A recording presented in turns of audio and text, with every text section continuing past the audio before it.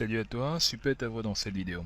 Alors ce qui nous intéresse ici, c'est de monter une barre de progression pour des analyses sur Excel, des illustrations, des indicateurs de performance, un tableau de bord, tu saisis la pétition.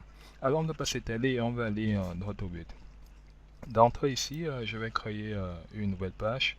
Donc là, je vais la renommer, on va d'ici bas. Ok, et là, nous allons ici avoir notre barre de progression juste là. D'accord, là on va fusionner tout cela. Ok, ok, là on peut également y ajouter, c'est pas un bordure, on va, ok, pour mettre cela en évidence. D'accord, on va dire ici, nous avons là un objectif. C'est pas objectif chiffre d'affaires, production, peu importe le business. On va dire là on a objectif et de ce côté on a réalisation.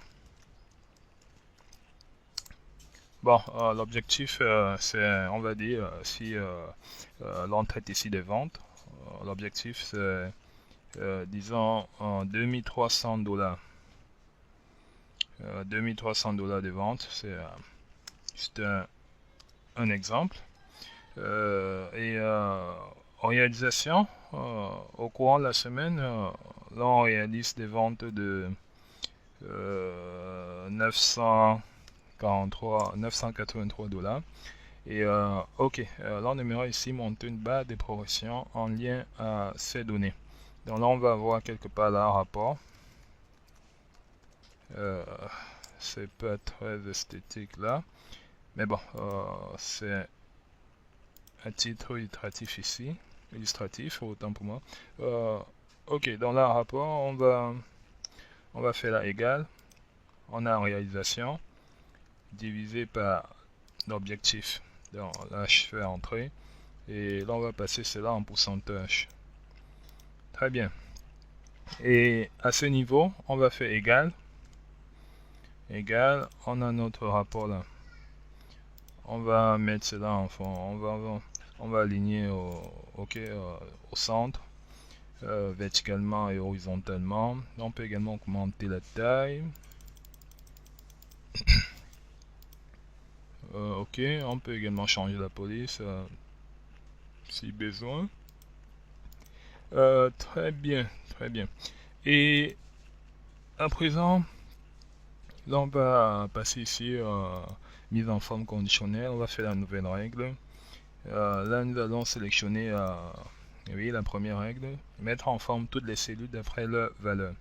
Et là on va dire style de forme, on va dire barre de données. Ok, type, on va dire là un nombre 0, ok, maximum, non minimum 0, maximum en termes de nombre, on va dire là 1. Et ici couleur, on va opter pour cette couleur.